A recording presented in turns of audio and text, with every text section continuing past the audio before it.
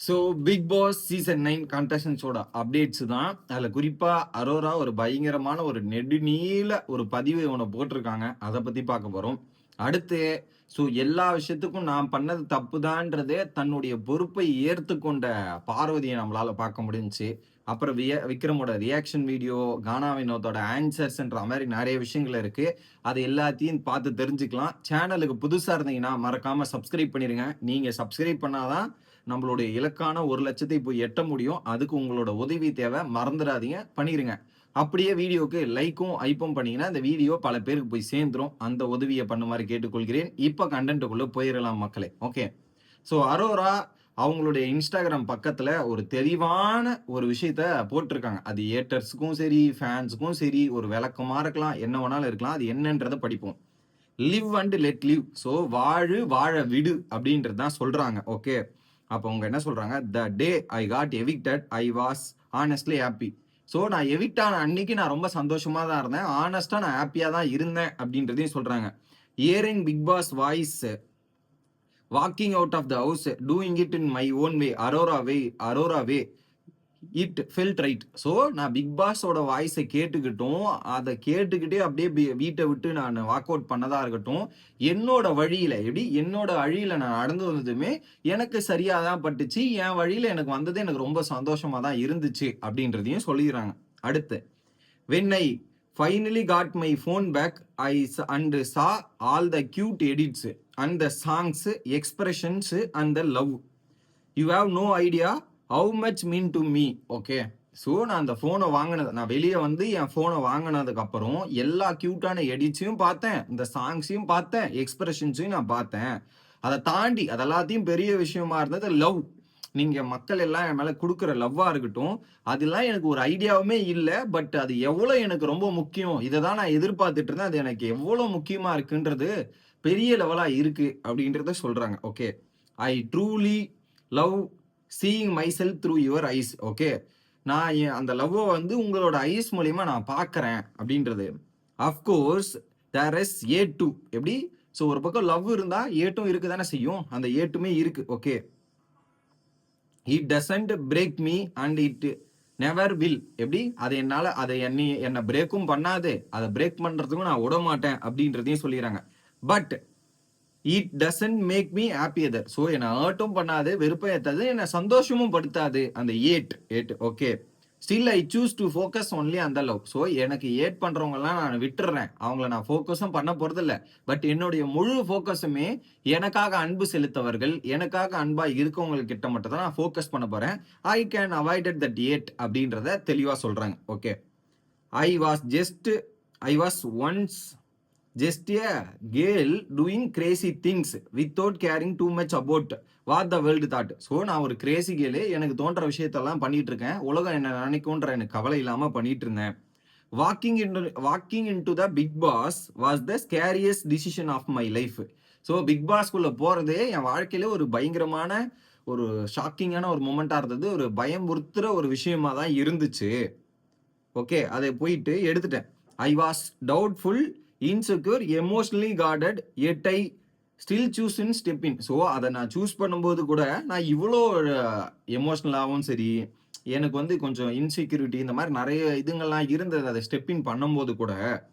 And அதை முடிஞ்சதுக்கப்புறம் inside the house I found strength I didn't know. So எனக்குள்ளே இருக்கிற ஸ்ட்ரென்த்தே எனக்கு தெரியாது, அதை நான் ஃபைன் பண்ணியிருந்தேன். In the middle of the chaos, I mean இந்த சண்டைகளுக்கு நடுவில், I found the real people who tied my hair with my hand was swollen. So என் ஹேரை டைட் அதான் அவங்க கை அடிபட்டும் போது அவங்களோட ஹேர் இது எல்லாத்துக்கும் ஹெல்ப் பண்ணவங்களா இருக்கட்டும். People who wiped my tears, நான் அழும்போது என் கண்ணீரை துடைத்தவங்களா இருக்கட்டும். People who made me laugh, என்னை சந்தோஷப்படுத்திய நபர்களா இருக்கட்டும். People who stood by me when I felt weak. So எனக்கு ஒரு சுச்சுவேஷன்ல நான் ரொம்ப வீக்காகவும் நான் ரொம்ப ஃபீல் பண்ணிட்டு இருந்த சுச்சுவேஷன்ல எனக்காக வந்து நின்று எனக்கு ஆறுதலாக பேசிய நபர்களா இருக்கட்டும் அப்படின்ட்டு. ஸோ அந்த டிக்கெட் டு ஃபினாலேவா இருக்கட்டும், அதை தாண்டி வீட்டுக்குள்ள நிறைய பிரச்சனை இருக்கும்போது அரோரா ஒரு மாதிரி இருப்பாங்க. ஏன்னா நிறைய பேர் பண்ணும்போது விக்ரம், சபரி, கனி இந்த மாதிரி நிறைய நபர்கள் அவங்களுக்காக போய் நின்னதா இருக்கட்டும். அதான் சொல்றாங்க, என்னை சந்தோஷப்படுத்திய நபர்களா இருக்கட்டும், என் கண்ணீர் துளிகளை தொடச்ச நபர்களா இருக்கட்டும், என் கை அடிப்பட்ட போது என் தலைமுடிய வாரி விட்ட நபர்களா இருக்கும்ன்ற மாதிரி ஒருத்தர் விடாம அட்ரஸ் பண்றாங்க. Okay, love yield me there. So என்ன அந்த அன்பு என்னை ஈல் பண்ணிச்சு. And hearing the words I am proud of you Aurora from those word change me forever. So I am proud of you Aurora அப்படின்ற வார்த்தை என்னையே அப்படி மாற்றி அமைச்சிருச்சு. என்னையும் அவ்வளோ தூரத்துக்கு சேஞ்ச் பண்ணி வச்சிருக்கு. Change me for ever. என்னை எப்பயோ சேஞ்ச் பண்ணி இவ்வளோ தூரம் ஃபார் எவராக மாறிடுச்சு அப்படின்றத சொல்கிறாங்க.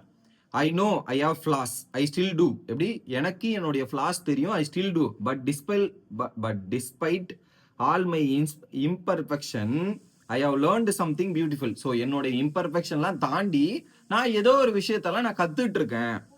தேர் is magic in seeing love in someone eye. Oh, அந்த அன்பை வந்து மற்றவங்களோட கண்ணுல பாக்குறதே ஒரு விதமான ஒரு மாயமா மகிழ்ச்சியா இருக்கு. அது ஒரு மேஜிக்கான மூமெண்டா இருக்கு அப்படின்றதே சொல்றாங்க.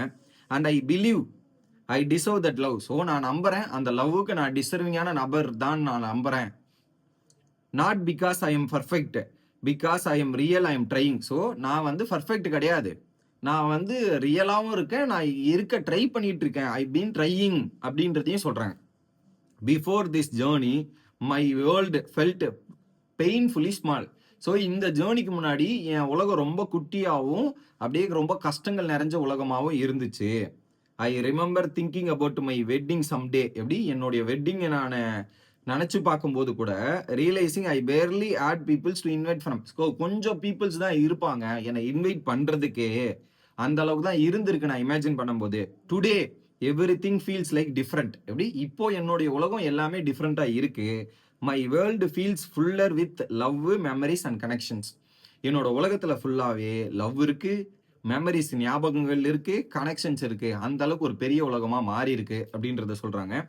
ஐ கான் சேஞ்ச் மை பாஸ்ட். எப்படி ஐ கான் சேஞ்ச், முன்னாடி நடந்ததெல்லாம் என்னால் மாற்ற முடியாது, இதுக்கு முன்னாடி நடந்ததெல்லாம் மாற்ற முடியாது. But I choose to build up my future with heart. So இதுக்கு முன்னாடி அரோராவுக்கு வேற நேம் இருந்தது, வேற விஷயங்கள்லாம் இருந்தது, அதை என்னால் மாற்ற முடியாது.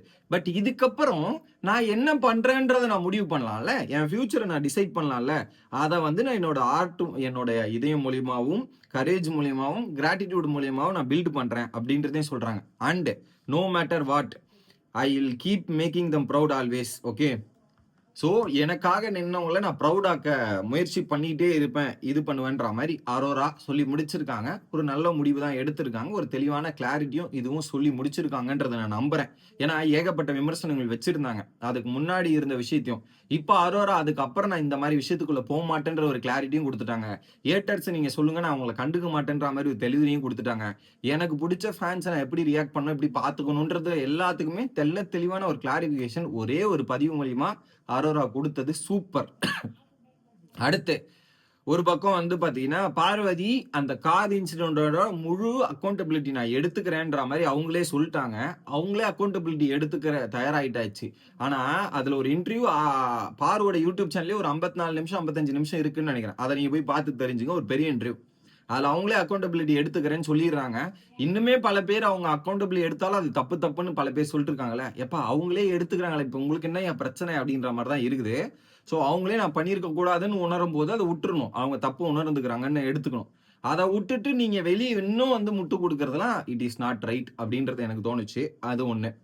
அது அடுத்ததா பாத்தீங்கன்னா விக்ரம் வீட்டுக்குள்ள இருந்து ரொம்ப இழைச்சி அந்த வெயிட் லாஸ் பண்ணிட்டு அவர் போயிருந்தார். வீட்டுக்கு வெளில போயிட்டுமே அந்த ஒர்க் அவுட்டை டெய்லியும் கன்சிஸ்டன்ஸா ஃபோக்கஸ் பண்ணிக்கிட்டு அதை பண்றதையும் நம்மளால பார்க்க முடிஞ்சு. இன்னொரு பக்கம் நேத்து அவருடைய யூடியூப் சேனல்ல ஒரு ரியாக்ஷன் வீடியோ, அந்த விக்ரமுக்கு ஓட்டு போடுற மாதிரி சொல்லிட்டு அங்க போயிட்டு சாண்ட்ராக்கு ஓட்டு போட்டிருப்பாங்க. அந்த ஒரு விஷயத்தெல்லாம் பார்க்கும்போது அந்த ரியாக்ஷன் வீடியோ செம்ம ஃபன்னியா இருந்துச்சு. யாராவது போய் பார்க்கணும்னு நினைச்சீங்கன்னா விக்ரம் யூடியூப் சேனல்ல நீங்க போய் பார்த்தீங்கன்னா செமையா இருக்கும். நல்லா இருந்தது அந்த விக்கல்ஸோட ரியாக்ஷனு, பக்கத்தில் இருக்கவங்களோட பார்த்ததெல்லாம் சூப்பர் மூமெண்ட். அடுத்து கானா வினோத்தோட இன்டர்வியூ நேற்றுலாம் நடந்திருக்குது. அதில் சில பல கேள்விகளுக்கும் சொல்லியிருக்கார். வெளியே வந்தவொடனே நம்ம வாழ்றதையும் நம்ம விஷயத்த மட்டும் போப்போம், அடுத்தவங்களுக்குள்ள போக வேண்டாம் அப்படின்ற மாதிரி பேசியிருக்காப்புல. நிறைய சென்சிபிளான ஆன்சர்ஸ் இருக்கு. அதில் குறிப்பாக எனக்கு பிடிச்சிருந்த ஒரு விஷயம் என்னன்னா, திவாகருக்கு கல்யாணம் ஆயிடுச்சா அப்படின்ற ஒரு ரியாக்ஷனை பார்க்கும்போது எனக்கு ரொம்ப பிடிச்சிருந்த அந்த செக்மெண்ட். திவாகர் கல்யாணம் ஆச்சு அப்படின்ற ஒரு ரியாக்ஷனுக்கும் கானா அவனத்தை ரியாக்ட் பண்ணதும் இருக்கே, அருமையும் அருமை மக்களே. அது பார்க்கறது எனக்கு வேற மாதிரி இருந்துச்சு. கானா அவனத்தை அங்க கவுண்டர் போட்டதும் அந்த ரியாக்ஷனை பார்க்கும்போது உங்களுக்கு எப்படி இருந்துச்சு, நீங்க அதை பார்த்து இருந்தீங்களா அப்படின்றத சொல்லுங்க. அதை தாண்டி நிறைய வீடியோஸ் ஃபேன்ஸ் மீட்டோட ஒவ்வொரு பாகமா ரிலீஸ் பண்ணிட்டு இருக்காங்க. அதை பார்க்கறதுக்கு கூட எனக்கு டைம் இல்லாம போச்சு. ஏன்னா நேத்து வெளியே போயிட்டு வந்த உடனே இப்போ காலைல அந்த 50 ஷோ பார்த்து ரெடி பண்ணிட்டு இருந்தேன். இப்போ இது ஓகே. ஸோ மீண்டும் அடுத்த வீடியோல வந்து சந்திக்கிறேன். என்னென்ன அப்டேட் கிடைக்குதோ உங்ககிட்ட வந்து சேர்க்கிறேன். Bye guys.